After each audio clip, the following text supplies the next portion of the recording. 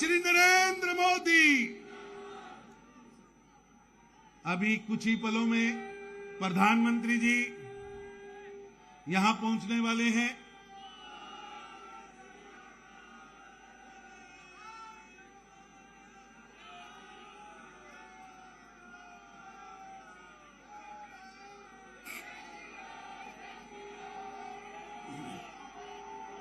प्रधानमंत्री जी अपने कैंपस में पहुंचने लगे हैं।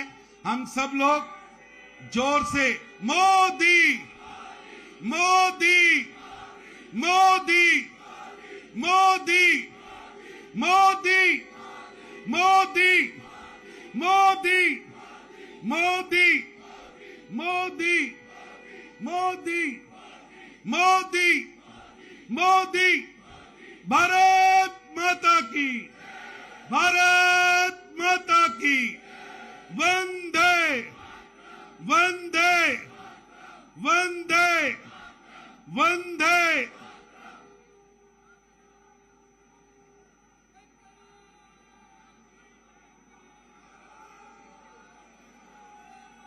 प्रधानमंत्री जी आ गए हैं। भारत माता की, वंदे मोदी मोदी मोदी मोदी मोदी मोदी मोदी मोदी। भारत माता की, भारतीय जनता पार्टी, भारतीय जनता पार्टी। कुछ ही पलों में माननीय राष्ट्रीय अध्यक्ष जी श्री जेपी नड्डा जी के साथ देश के प्रधानमंत्री, विश्व के सबसे बड़े नेता, भारत को विश्व के सबसे बड़े स्थान पर पहुंचाने वाले हमारे नेता प्रधानमंत्री श्री नरेंद्र मोदी जी कुछ ही पलों में हमारे समक्ष आने वाले हैं।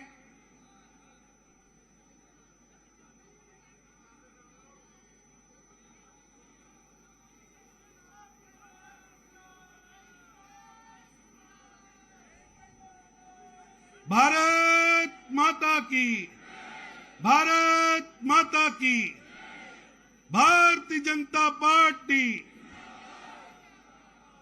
भारत माता की। श्री नरेंद्र मोदी जिंदाबाद, श्री नरेंद्र मोदी जिंदाबाद, श्री नरेंद्र मोदी जिंदाबाद।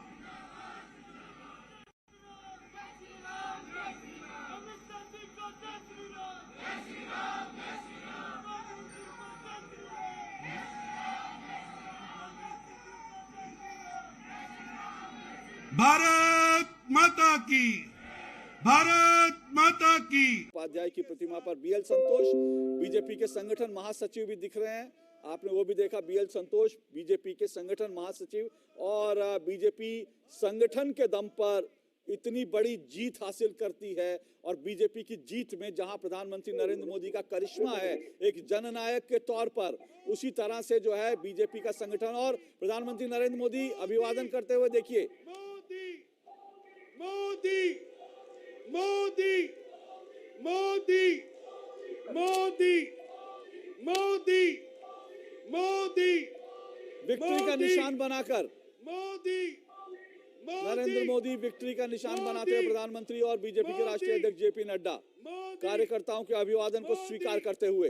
मोदी, भारत माता की, श्री नरेंद्र मोदी जिंदाबाद, श्री नरेंद्र मोदी जिंदाबाद। जो पार्टी मुख्यालय में जो एक मंच बनाया गया है, उस मंच पे जाने से पहले प्रधानमंत्री नरेंद्र मोदी ऊपर की तरफ गए जहां से तमाम कार्यकर्ताओं को उनकी एक झलक मिल सके और उस जगह पर जाकर उन्होंने अभिवादन किया, हाथ उठाकर अभिनंदन किया, विक्ट्री साइन बनाया, जीत की खुशी जताई और उसके बाद जो है वो मंच की तरफ अब आगे बढ़ रहे हैं जहां से वो कार्यकर्ताओं को संबोधित करेंगे। मोदी मोदी मोदी मोदी।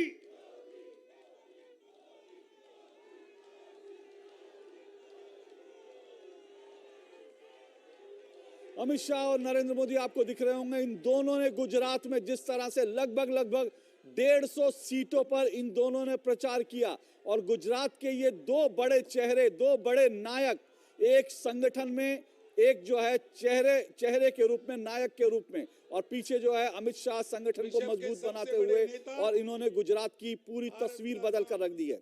रोशन करने वाले प्रधानमंत्री श्री नरेंद्र मोदी जी का और मंचस्थ सभी नेताओं का मैं स्वागत करता हूं और निवेदन करता हूं मंचस्थ नेताओं से, आप सभी बैठ जाइए।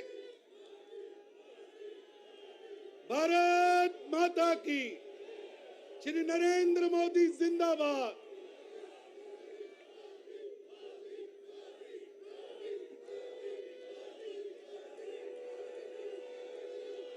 मैं निवेदन करूंगा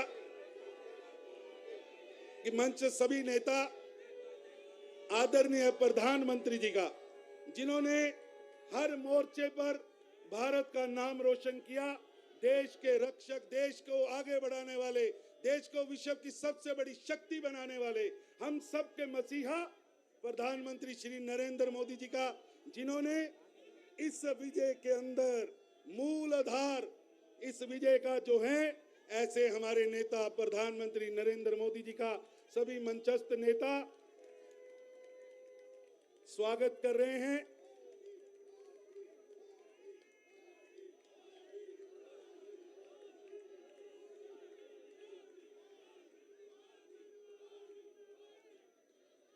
आप सभी से निवेदन है, कृपया बैठ जाइए। आपका जोश बता रहा है, कृपया बैठ जाइए। भारत माता की, भारत माता की, नरेंद्र मोदी जिंदाबाद, प्रधानमंत्री मोदी जिंदाबाद। अब मैं निवेदन करूंगा भारतीय जनता पार्टी के राष्ट्रीय अध्यक्ष श्री जेपी नड्डा जी से कि वो आए और हम सब के नेता पार्टी को हर विजय की ओर बढ़ाने वाले, हर विजय के मूल आधार प्रधानमंत्री श्री नरेंद्र मोदी जी का स्वागत करें। आदरणीय श्री जेपी नड्डा जी।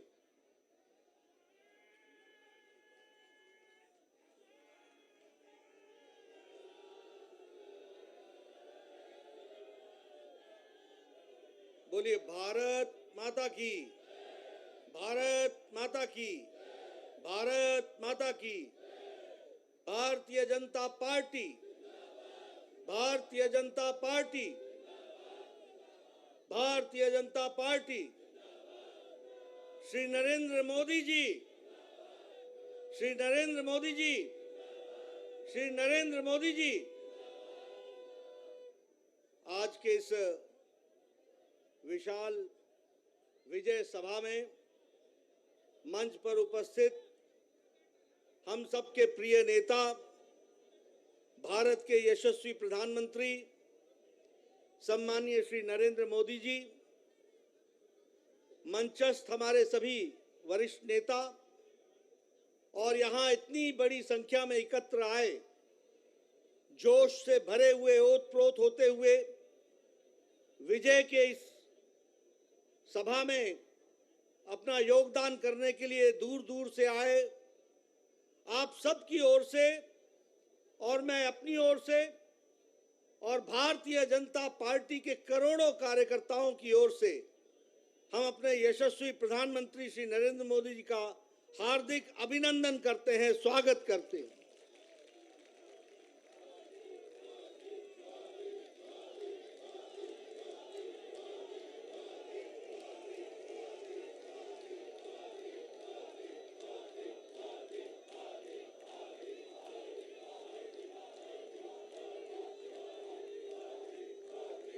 आज हम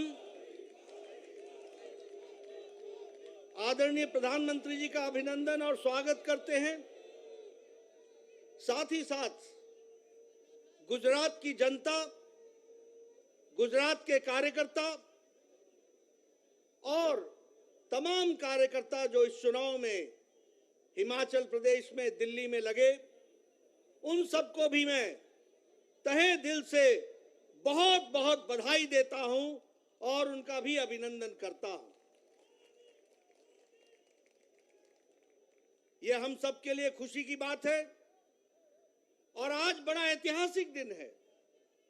जब हम गुजरात के नतीजे देखते हैं तो आजाद भारत में रिकॉर्ड तोड़ते हुए ये जीत हासिल आदरणीय प्रधानमंत्री मोदी जी के नेतृत्व में हम सबको मिली है।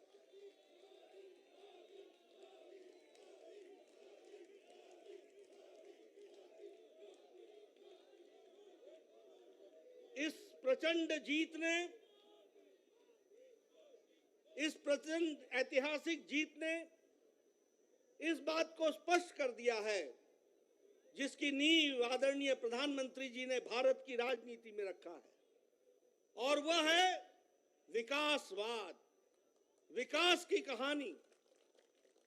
सबका साथ, सबका विकास, सबका विश्वास और सबका प्रयास, इस मूल मंत्र को लेकर जिस अथक प्रयास के साथ आदरणीय प्रधानमंत्री जी ने गुजरात की जनता, देश की जनता की सेवा की है, वह हमको प्रचंड जीत में दिखती हुई दिखाई देती है।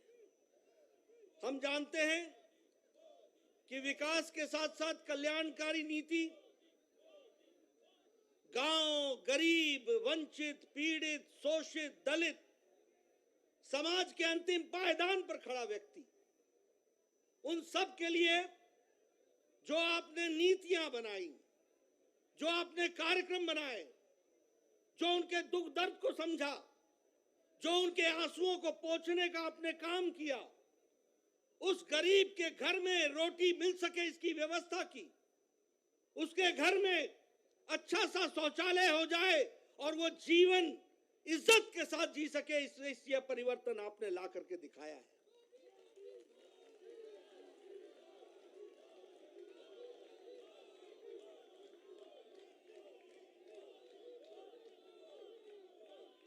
गरीब के घर में बिजली मिले 24 घंटे, उसको 2 वक्त की रोटी मिले, वह विकास करने के लिए उसकी शिक्षा की व्यवस्था हो, स्वास्थ्य की व्यवस्था हो, महिलाओं की चिंता हो, युवाओं की चिंता हो, किसानों को इज्जत से आगे बढ़ने का मौका मिले, ये सारी नीतियों को आपने प्रतिपादित किया है। और जिस तरीके से आपने गुजरात में विकास में सारे रिकॉर्ड तोड़े हैं, गुजरात की जनता ने भी नतीजों में सारे रिकॉर्ड तोड़ दिए, यह भी आपको देखने को मिला।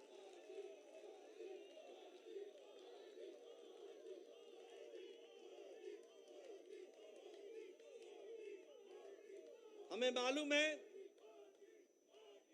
52.5% वोट हमारे को मिला गुजरात में, और उसके साथ साथ 156 सीटों पर हम विजय हासिल कर पाए।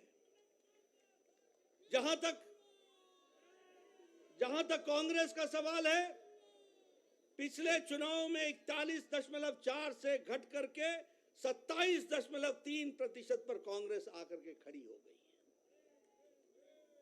है। एक तरीके से उनका वंशवाद, परिवारवाद, अकर्मण्यता और गैर जिम्मेदाराना विपक्ष, यह सब मिलाकर के उनकी स्थिति इस तरीके की बनाता है। मैं यह भी कहना चाहता हूं, एक नई पार्टी आई गुजरात का अपमान करने के लिए। वो नई पार्टी क्या करती थी? एक पेपर लेकर के आए उनके नेता और कहने लगे, ये देखो, इसको नोट कर लो, और मैं यहां भविष्यवाणी करता हूं कि गुजरात में सरकार उनकी पार्टी की आ रही है। ऐसा गैर जिम्मेदाराना पार्टी का नेता जो इस तरीके से जनता के आंखों में धूल झोंकता हो, जनता को गुमराह करता हो, ऐसे नेता को आज नतीजों के बाद सार्वजनिक रूप से माफी मांगनी चाहिए गुजरात की जनता के साथ और भारत की जनता के साथ। ये कैसी राजनीति है? देखो, मैं लिख के दे रहा हूं, भविष्यवाणी कर रहा हूं। और दूसरा रिकॉर्ड उसने क्या तोड़ा? और दूसरा रिकॉर्ड क्या तोड़ा कि आजाद भारत में आज दिन तक ऐसा कोई नेता नहीं हुआ जो बोर्ड लेकर के चलता हो कि मैं कट्टर ईमानदार हूं। बोर्ड लेकर के ऐसे ऐसे अपने बारे में बताने की आवश्यकता पड़ जाए, आप समझ सकते होंगे कि ये कितने कट्टर बेईमान हैं। मैं आदरणीय प्रधानमंत्री जी ने हम सबका मार्गदर्शन करना है, मैं अधिक समय नहीं लूंगा, लेकिन मैं फिर से गुजरात में जो हमें सफलता आपने दिलाई और आपके नेतृत्व में हमें मिला है, और जिस हर्षोल्लास के साथ सारा देश हर्षोल्लास के साथ है, मैं आपको भी बधाई देता हूं और आदरणीय मोदी जी का अभिनंदन करता हूं, स्वागत करता हूं।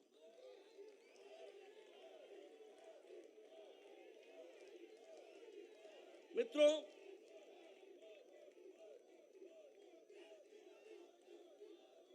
मैं हिमाचल प्रदेश के बारे में भी कहना चाहता हूं। हिमाचल प्रदेश के मैं कार्यकर्ताओं को बधाई देता हूं, अथक प्रयास उन्होंने किया, बहुत मेहनत की। यह ठीक है कि हमें सफलता नहीं मिली, लेकिन यह भी ध्यान रखना चाहिए कि राज जरूर बदला, लेकिन साथ में राजनीति के रिवाज भी बदले। पहले जब पार्टियां बदलती थी तो 5% से वोट का फर्क पड़ता था। आज ठीक है कि हमारी सरकार नहीं बन पाई, लेकिन हमारे को 0.9% यानी 0.90 यानी 1% से कम वोट से हमारा फर्क रहा है। इस बात को भी हमको समझना चाहिए। मैं कार्यकर्ताओं को बधाई देता हूं और साथ ही साथ जो सरकार में आने वाली पार्टी है उनका स्वागत भी करता हूं, अभिनंदन भी करता हूं। वो अच्छे काम में जुटे, अच्छे काम में विकास में हम उनका साथ देंगे, लेकिन हम निश्चित रूप से एक कारगर विपक्ष की भूमिका निभाते हुए हिमाचल की जनता के इंटरेस्ट को और उनके हितों की चिंता करते हुए हम काम करेंगे। मैं यह भी बताना चाहता हूं कि वहां भी पंजाब से सटा हुआ, जहां आम आदमी पार्टी की सरकार है, उनसे सटा हुआ हिमाचल प्रदेश है। 67 सीटें चुनाव लड़ने आए थे और मैंने कहा था कि खाता तो खुलना छोड़ो, इनकी जमानत जब्त होगी, और 67 की 67 सीटों पर जमानत जब्त हुई और 25 सीटों पे नोटा से भी कम वोट आए हैं।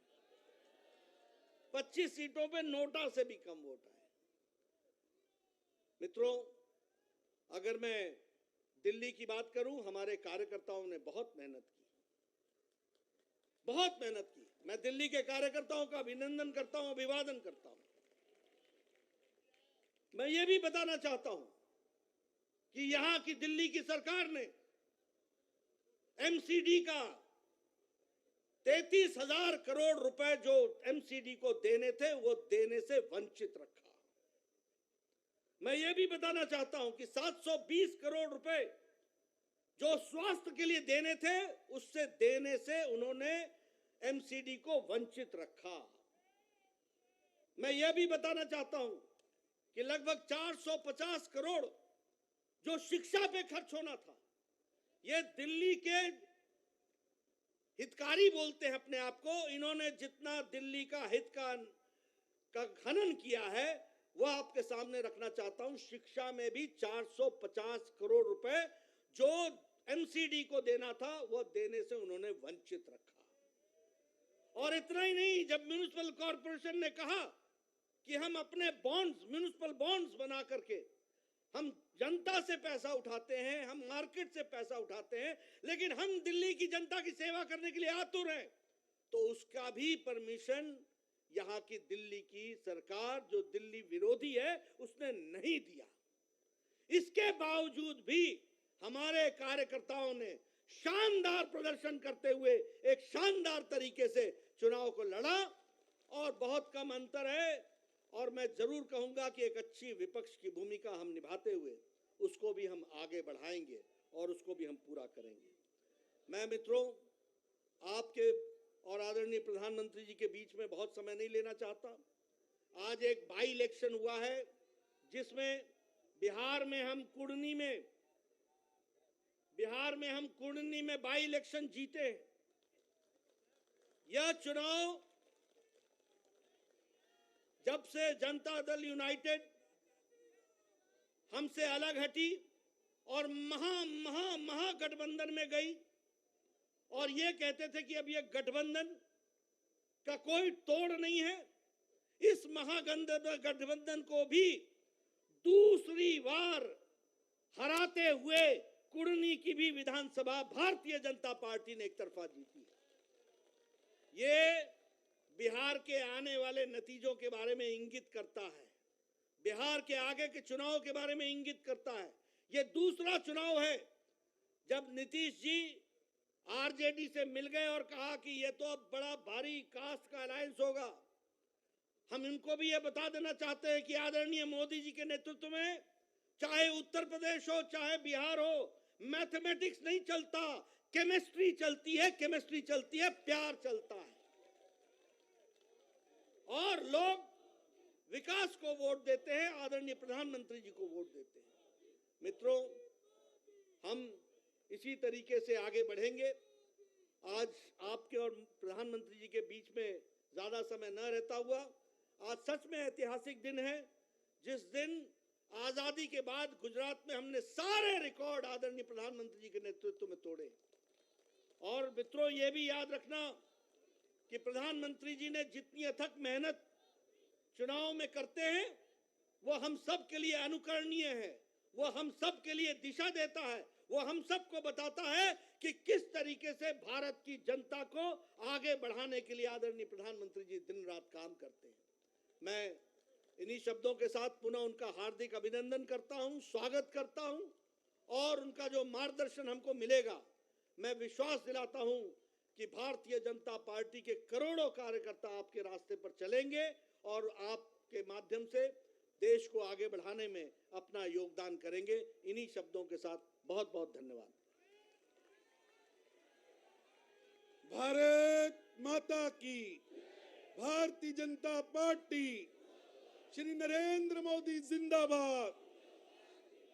अब मैं निवेदन करूंगा भारत के प्रधानमंत्री श्री नरेंद्र मोदी जी से, जो हर जीत का आधार है, मूल आधार है, हमारे नेता हमें संबोधित करें, हम सबका मार्गदर्शन करें।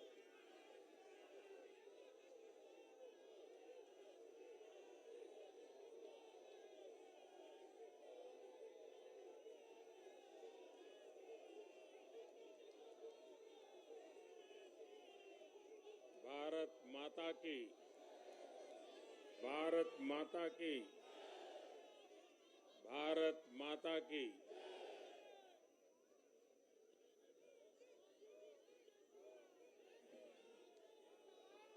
भारतीय जनता पार्टी के राष्ट्रीय अध्यक्ष श्रीमान जेपी नड्डा जी,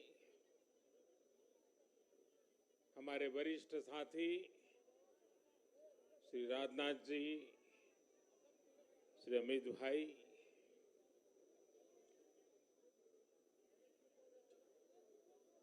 सभी प्यारे साथियों,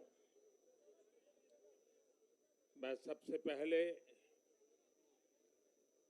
जनता जनार्दन के सामने नतमस्तक हूं।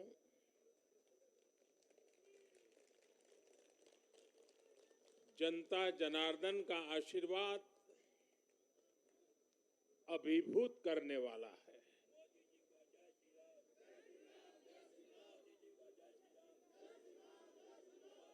श्रीमान जेपी नड्डा जी के नेतृत्व में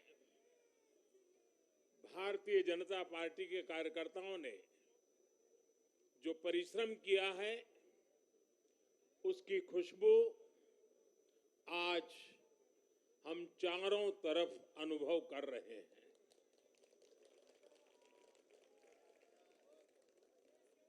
जहां भारतीय जनता पार्टी प्रत्यक्ष नहीं जीती,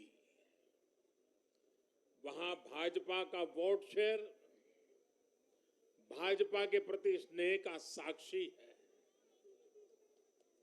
मैं गुजरात और हिमाचल और दिल्ली और जनता का बहुत विनम्र भाव से आभार व्यक्त करता हूं। भाजपा के प्रति ये स्नेह देश के अलग अलग राज्यों के उपचुनाव में भी दिख रहा है। यूपी के रामपुर में भाजपा को जीत हासिल हुई है। बिहार के उपचुनावों में भाजपा का प्रदर्शन आने वाले दिनों का स्पष्ट संकेत कर रहा है। मैं आज चुनाव आयोग का भी अभिनंदन करता हूं, उनका आभार व्यक्त करता हूं। और ये चुनाव के दरमियान एक बहुत बड़ी बात जिसकी चर्चा होनी चाहिए थी, जहां तक मेरी जानकारी है, एक भी पोलिंग बूथ में रीपोलिंग करवाने की नौबत नहीं आई है।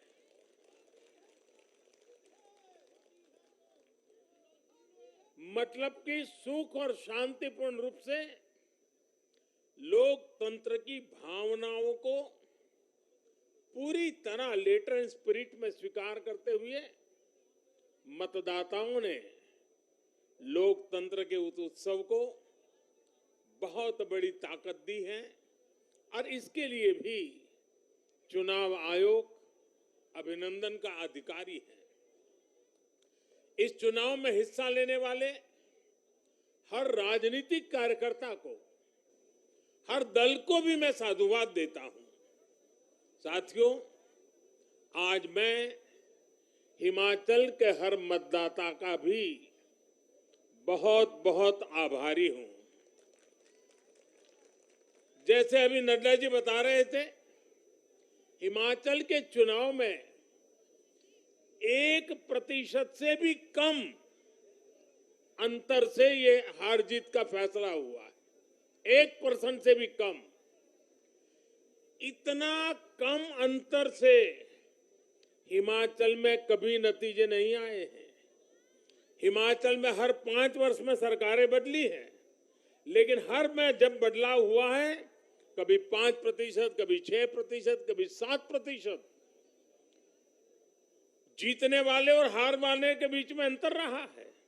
इस बार 1% से भी कम। इसका मतलब है कि जनता ने भी भारतीय जनता पार्टी को विजय बनाने के लिए भरसक प्रयास किया है। मैं हिमाचल की जनता को आश्वस्त करता हूं कि भाजपा भले ही 1% से पीछे रह गई, लेकिन विकास के लिए हमारी प्रतिबद्धता 100% रहेगी।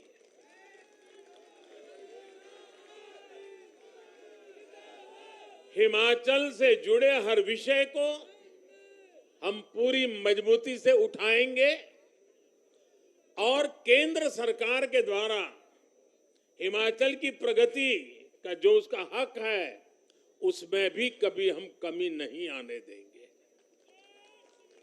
अभी जो मैंने दिल्ली का वर्णन सुना कि किस प्रकार से दिल्ली कॉरपोरेशन को विफल करने के इरादे से जनता के साथ धोखा किया गया, ये काम हम नहीं करते हैं। हम हिमाचल की प्रगति के लिए भी भारत सरकार की प्रतिबद्धता वैसी ही बनी रहेगी। साथियों, बीजेपी को मिला जन समर्थन इसलिए भी महत्वपूर्ण है क्योंकि ये ऐसे समय में आया है जब भारत अमृत काल में प्रवेश कर चुका है। ये दिखाता है कि आने वाले 25 साल सिर्फ और सिर्फ विकास की राजनीति के ही है। भाजपा को मिला जन समर्थन नए भारत की आकांक्षाओं का प्रतिबिंब है। भाजपा को मिला जन समर्थन भारत के युवाओं की युवा सोच का प्रकटीकरण है। भाजपा को मिला जन समर्थन गरीब, दलित, वंचित, पिछड़े, शोषित, आदिवासियों के सशक्तिकरण के लिए है। लोगों ने भाजपा को वोट दिया क्योंकि भाजपा का हर सुविधा को प्रत्येक गरीब, मध्यम वर्गीय परिवार तक जल्द से जल्द पहुंचाना चाहती है। लोगों ने भाजपा को वोट दिया क्योंकि भाजपा देश के हित में बड़े से बड़े और कड़े से कड़े फैसले लेने का दम रखती है।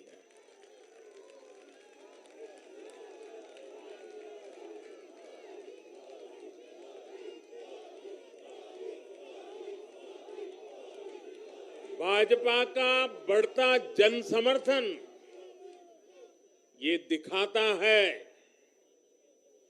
कि परिवारवाद और भ्रष्टाचार के खिलाफ जन आक्रोश लगातार बढ़ रहा है। और मैं इस बात को स्वस्थ लोकतंत्र के लिए एक शुभ संकेत के रूप में देखता हूं। और साथियों, इस बार वाकई गुजरात ने तो कमाल ही कर दिया है।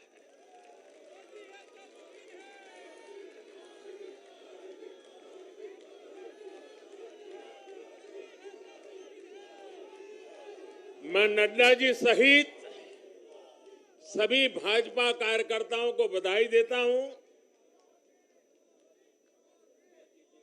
और विशेष रूप से मैं गुजरात की जनता को भी नमन करता हूं। चुनावों के दौरान मैंने गुजरात के भाई बहनों और युवाओं से कहा था कि इस बार नरेंद्र का रिकॉर्ड टूटना चाहिए। और मैंने वादा किया था कि भूपेंद्र नरेंद्र का रिकॉर्ड तोड़े, इसलिए नरेंद्र जी जान से मेहनत करेगा।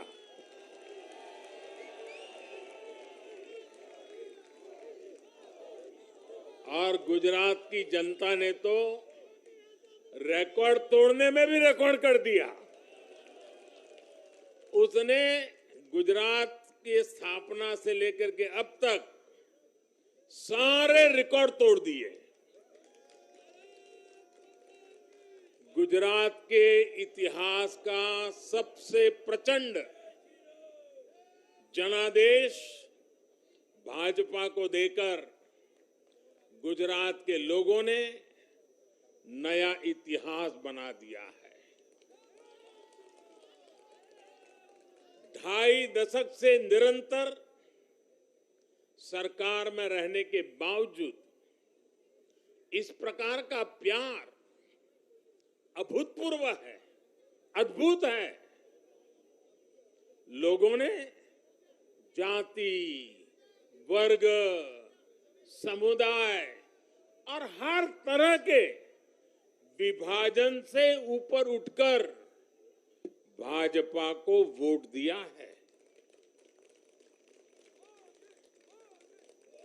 भारतीय जनता पार्टी गुजरात के हर घर का हिस्सा है, गुजरात के हर परिवार का हिस्सा है।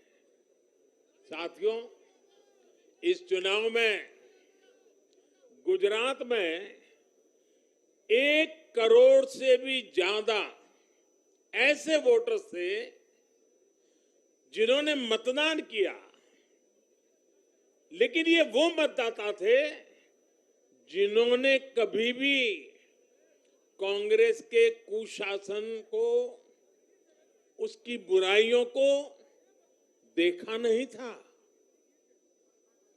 वे फ्रेश थे, उन्होंने सिर्फ भाजपा की ही सरकार को देखा था। और युवाओं की तो प्रकृति होती है कि वो हमेशा सवाल पूछते हैं, जांचते हैं, परखते हैं, उसके बाद किसी फैसले पर पहुंचते हैं। युवा सिर्फ इसलिए किसी पार्टी को वोट नहीं करते क्योंकि वो दशकों से सत्ता में रही या फिर उस पार्टी के नेता किसी बड़ी परिवार के हैं। युवा तभी वोट देते हैं जब उन्हें भरोसा होता है, जब उन्हें सरकार का काम प्रत्यक्ष नजर आता है। और इसलिए आज युवाओं ने जब भाजपा को भारी संख्या में वोट दिया है, सीट से लेकर वोट तक के सारे रिकॉर्ड तोड़ दिए हैं, तो इसके पीछे का संदेश बहुत स्पष्ट है। इसका मतलब है कि युवाओं ने हमारे काम को जांचा, परखा और उस पर भरोसा किया है। इसका मतलब यह है कि युवा भाजपा की विकास वाली राजनीति चाहते हैं। इसका मतलब है कि युवा ना तो जातिवाद के बहकावे में आते हैं, न परिवारवाद के। युवाओं का दिल सिर्फ विजन और विकास से जीत सकते हैं, और भाजपा में विजन भी है और विकास के प्रति प्रतिबद्धता भी है। साथियों, आज एक और बात याद करने वाली है। जब महामारी के घोर संकट के बीच बिहार में चुनाव हुए थे, तो जनता ने भाजपा को भरपूर आशीर्वाद दिया। जब महामारी के संकट से बाहर निकलते हुए असम, यूपी, उत्तराखंड, गोवा, मणिपुर एक के बाद एक चुनावों में जनता ने भारतीय जनता पार्टी को ही चुना। और आज जब भारत विकसित भारत के लक्ष्य की प्राप्ति के लिए आगे बढ़ रहा है, तो भी देश की जनता का भरोसा सिर्फ और सिर्फ भाजपा पर है।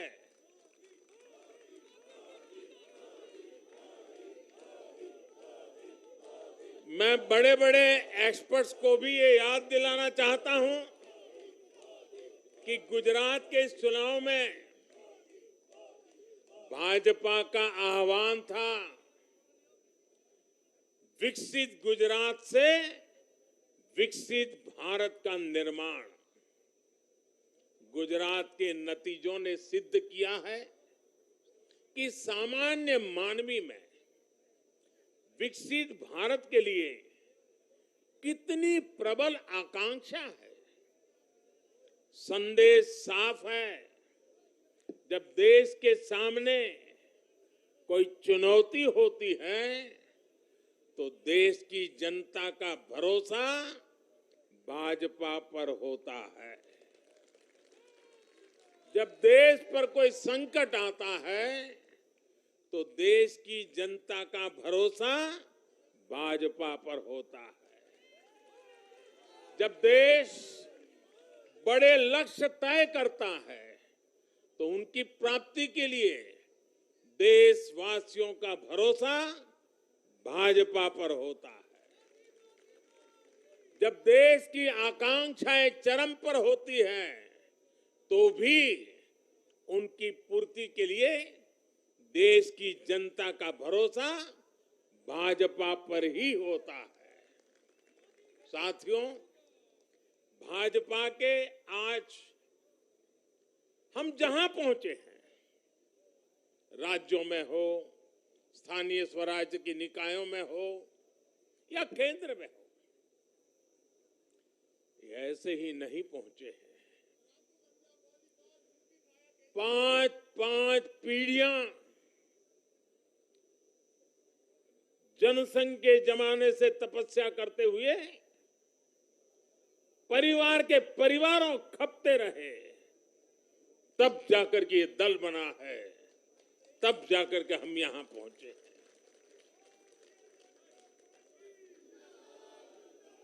भाजपा के लिए लाखों समर्पित कार्यकर्ताओं ने अपना जीवन खपा दिया है।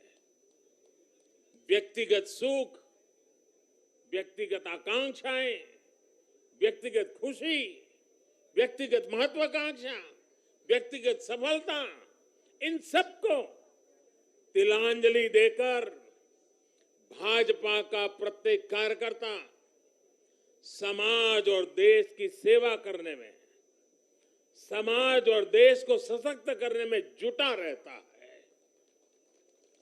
हम विचार पर भी बल देते हैं और व्यवस्था को भी सबल बनाते रहते हैं। भाजपा अपने कार्यकर्ताओं की अथाह संगठन शक्ति पर भरोसा करके ही अपनी रणनीति बनाती है और सफल भी होती है। उतार चढ़ाव भाजपा के राजनीतिक जीवन में भी आए हैं, लेकिन हमने आदर्शों और मूल्यों पर अड़िग रहकर दिखाया है। साथियों, पिछले 8 वर्षों में देश में एक और बहुत बड़ा बदलाव अनुभव किया गया है। ये बदलाव कार्य का भी है, कार्यशैली का भी है। भाजपा की सरकारें भी कार्य को छोटा नहीं समझती। हम मानते हैं हर काम बड़े लक्ष्यों की प्राप्ति का माध्यम बनता है। इसलिए भाजपा की सरकारों ने गरीबों के लिए पक्के घर, शौचालय, गैस कनेक्शन, बिजली कनेक्शन, नल से जल, बैंक में खाते, मुफ्त इलाज, मुफ्त भोजन, इंटरनेट, ऐसी बेसिक सुविधाओं पर फोकस किया है।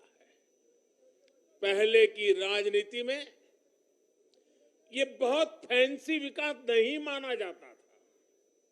पहले की राजनीति में इसे बड़े काम के तौर पर देखा भी नहीं जाता था। इसलिए आज जो भी सरकारी लाभ है वो हर व्यक्ति, हर क्षेत्र, हर वर्ग जो उसका हकदार है उस तक तेजी से पहुंचने के लिए ईमानदारी से प्रयास किया जाता है। पूरा का पूरा पहुंचे, इसके लिए टेक्नोलॉजी का भी भरपूर उपयोग किया जाता है। किस क्षेत्र, किस वर्ग, किस समुदाय में कितने वोट हैं, इस आधार पर न हम देश चलाते हैं, न राज चलाते हैं, न सरकारें चलाते हैं। और हमें आज इस बदली हुई राजनीति के सकारात्मक नतीजे भी देखने को मिल रहे हैं। आज बड़े बड़े एक्सपर्ट भी ये कह रहे हैं कि भारत में गरीबी कम हो रही है। साथियों, देश ने पिछले 8 वर्षों में गरीब को सशक्त करने के साथ ही गरीब तक मूलभूत सुविधाएं पहुंचाने के साथ ही आधुनिक इंफ्रास्ट्रक्चर पर भी फोकस किया है। रोड हो, रेल हो, एयरपोर्ट हो, टनल्स हो, सोलर पावर प्लांट हो, स्टेडियम हो, ऑप्टिकल फाइबर नेटवर्क हो, जो भी हो, सबसे उत्तम हो, सबसे श्रेष्ठ हो, ये आकांक्षा लेकर आज भारत चल रहा है। और साथियों, मैं एक और बात आपको याद दिलाना चाहूंगा। हम सिर्फ घोषणा करने के लिए घोषणा नहीं करते, हम राष्ट्र निर्माण के व्यापक मिशन के लिए निकले हुए लोग हैं। इसलिए सिर्फ 5 वर्ष के राजनीतिक नफा नुकसान को देखते हुए हम कोई भी घोषणा नहीं करते। हमारी हर घोषणा के पीछे एक दूरगामी लक्ष्य होता है, एक रोड मैप होता है। ये बात स्पष्ट है कि देश आज शॉर्टकट नहीं चाहता।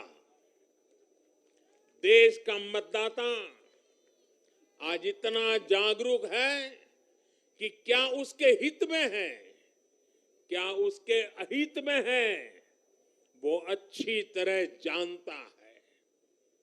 देश का वोटर जानता है कि शॉर्टकट की राजनीति का कितना बड़ा नुकसान देश को उठाना पड़ेगा। आज देश में कोई संशय नहीं कि अगर देश रहेगा, देश समृद्ध होगा, तो सबकी समृद्धि तय है।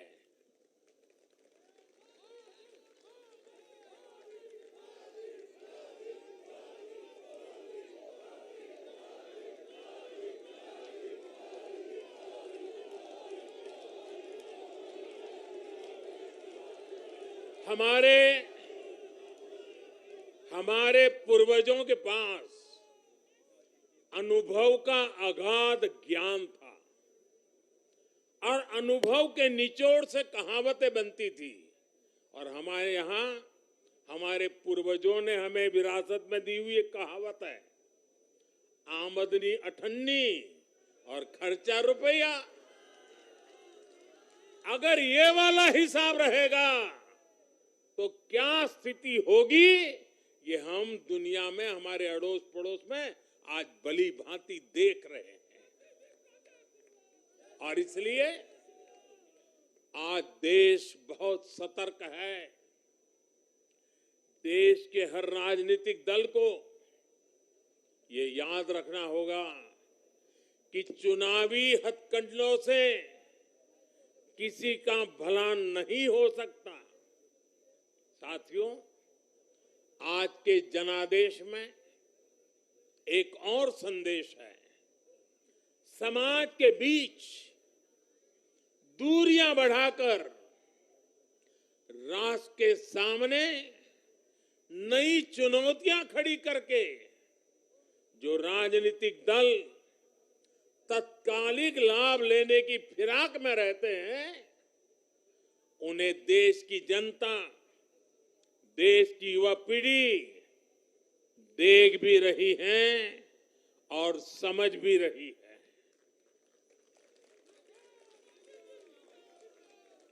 भारत का भविष्य फॉल्ट लाइंस को बढ़ा करके नहीं, फॉल्ट लाइंस को गिरा कर ही उज्जवल बनेगा। कभी भाषा की दीवार, कभी रहन सहन, कभी क्षेत्र, कभी खान पान, कभी ये वर्ग, कभी वो वर्ग। लड़ने के लिए तो सैकड़ों वजह हो सकती हैं, लेकिन जुड़ने के लिए एक वजह ही काफी है, ये मातृभूमि, ये धरती, ये देश, ये हमारा भारत।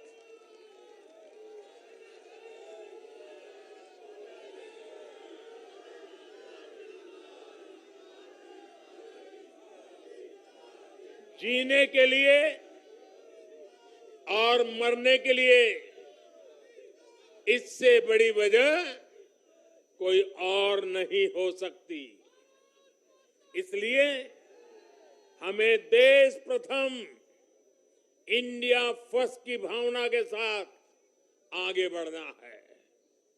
साथियों, मुझे खुशी है कि आज भारत के गांव हो या शहर,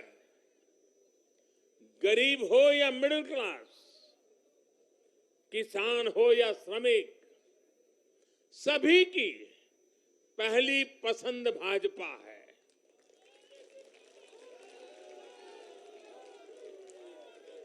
भाजपा को गुजरात के आदिवासी क्षेत्रों का भी अभूतपूर्व आशीर्वाद मिला है। और मुझे अभी जो जानकारी बताई गई, एससी एसटी की गुजरात में करीब 40 सीटें आरक्षित है। 40 में से 34 सीटें थम्बिंग मेजोरिटी से भारतीय जनता पार्टी जीती है।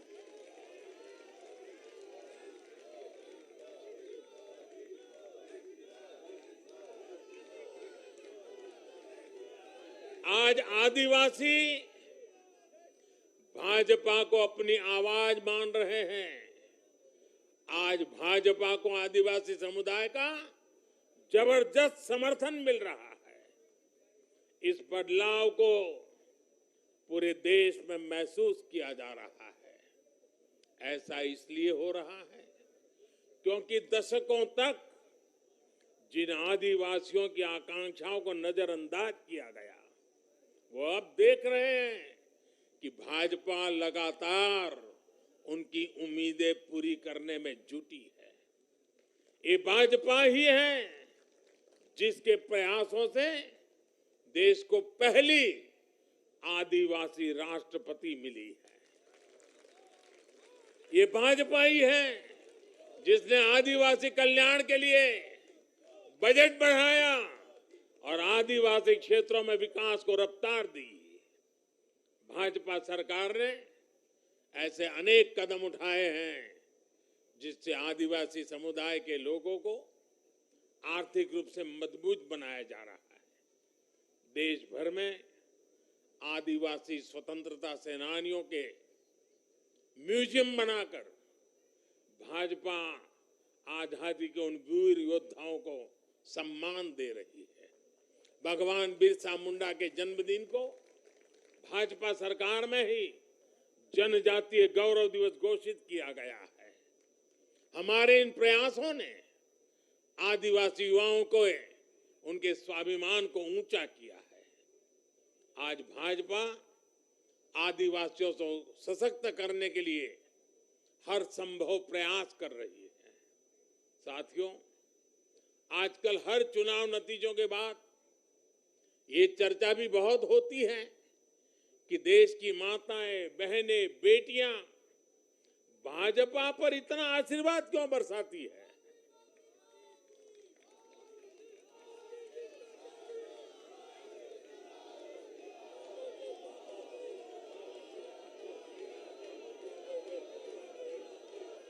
अगर कोई ईमानदारी से आत्मचिंतन करे तो ये पाएगा कि आजादी के बाद से पहली बार आज देश में एक ऐसी सरकार है जो महिलाओं की समस्याएं, उनकी चुनौतियां, उनकी आवश्यकताएं, उनकी आकांक्षाएं, उसे समझने का लगातार प्रयास कर रही है और उसके अनुसार काम की योजना बनाती है। गांव देहात से लेकर शहर तक घरेलू कार्य में व्यस्त महिला से लेकर स्वरोजगार करने वाली या किसी रोजगार से जुड़ी महिलाओं के लिए जितना भाजपा सरकार ने किया है उतना पहले किसी भी सरकार ने नहीं किया। महिलाओं के लिए पहले की सरकारों के 70 साल के कार्यों की तुलना में भाजपा सरकार के 7-8 साल के कार्य कहीं ज्यादा है। और इसलिए आज जब भी चुनाव होते हैं तो देश की माताएं, बहनें, बेटियां कमल के निशान का सिर्फ बटन ही नहीं दबाती, उनके हाथों में एक आशीष का भाव होता है, आशीर्वाद का भाव होता है। और जब वो उंगली कमल के बटन पर रखती हैं तब वो हम जैसे लाखों कार्यकर्ताओं के सर पे विजय तिलक भी लगा देती है।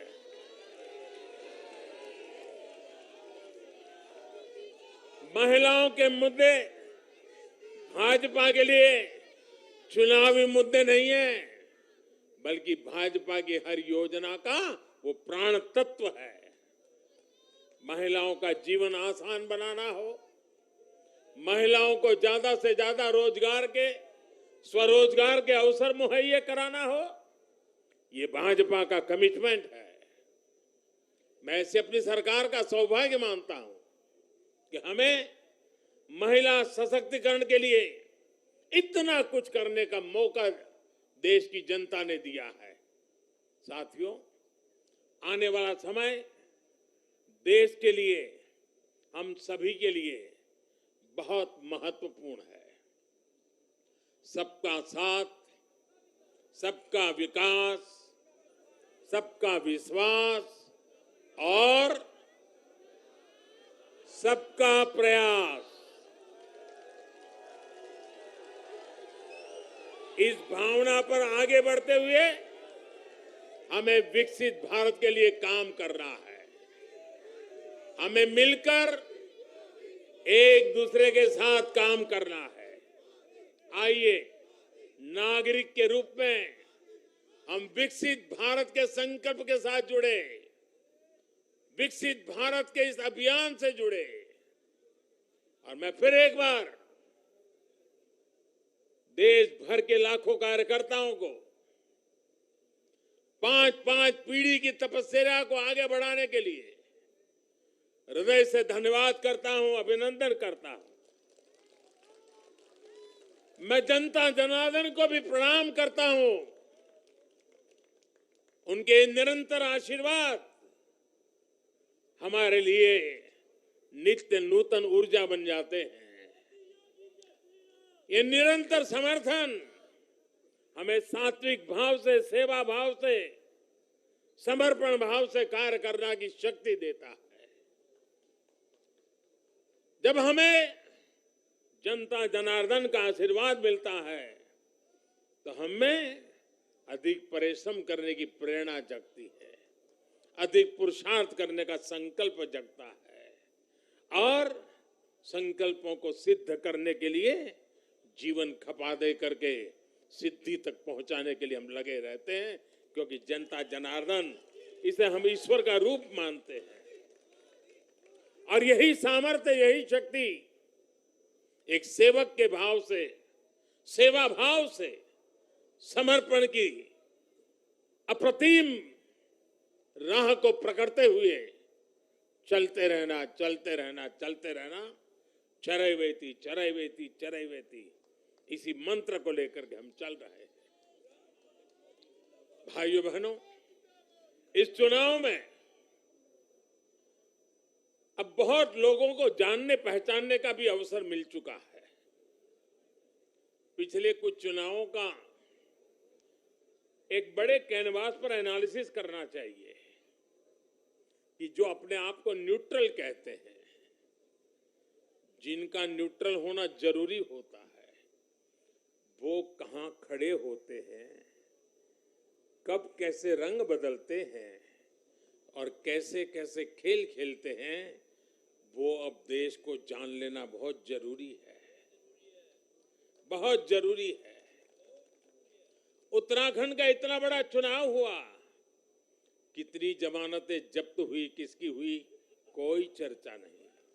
हिमाचल में इतना बड़ा चुनाव हुआ, कितने लोगों की जमानत जब्त हुई, कितने लोगों का बुरा हाल हुआ, कोई चर्चा नहीं।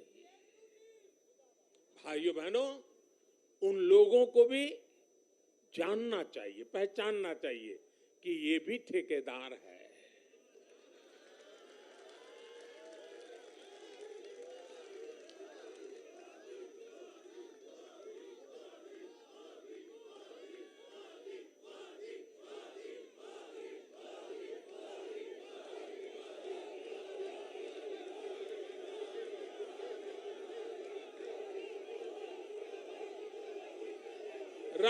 राजनीति में सेवा भाव से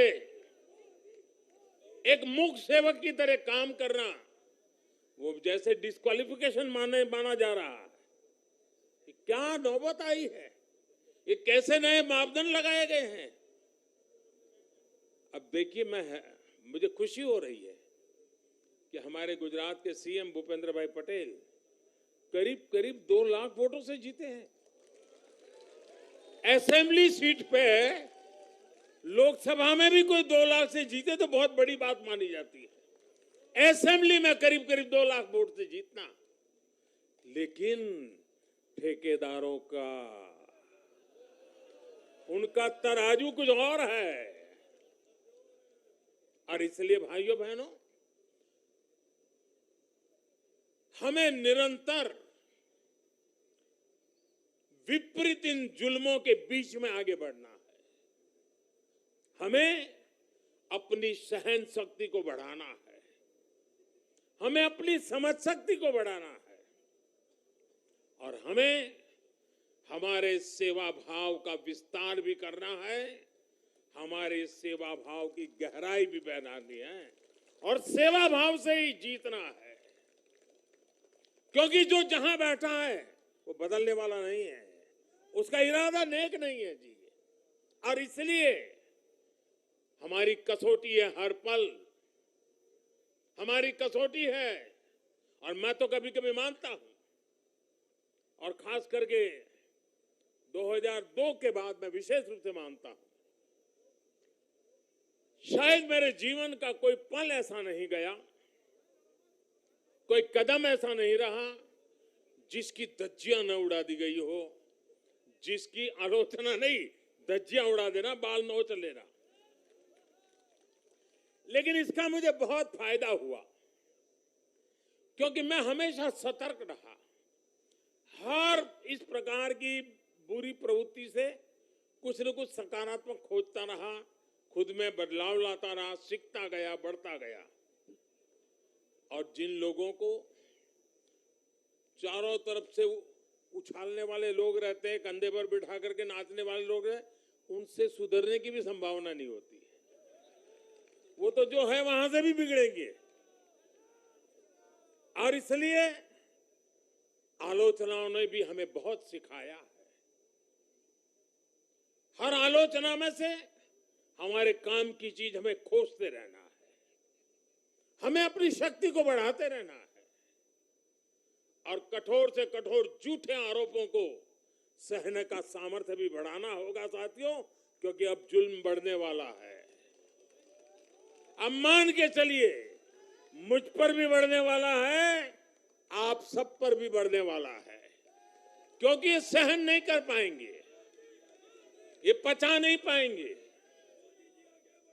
और उसका जवाब यही है, हमें अपनी सहन शक्ति बढ़ाना है, हमें अपनी समझदारी का विस्तार करना है, हमें अधिक से अधिक लोगों को समावेश करने की दिशा में अपने हाथ चौड़ा करके लोगों को स्वीकारना है, स्वागत करना है।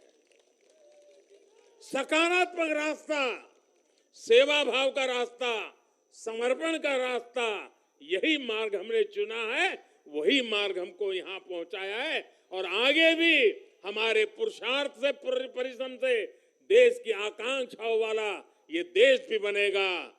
2047 जब हिंदुस्तान आजादी के 100 साल मनाएगा, विकसित भारत हमारे नौजवानों के हाथ में हम दे के जाएंगे। दोस्तों बोलिए भारत माता की, भारत माता की, भारत माता की।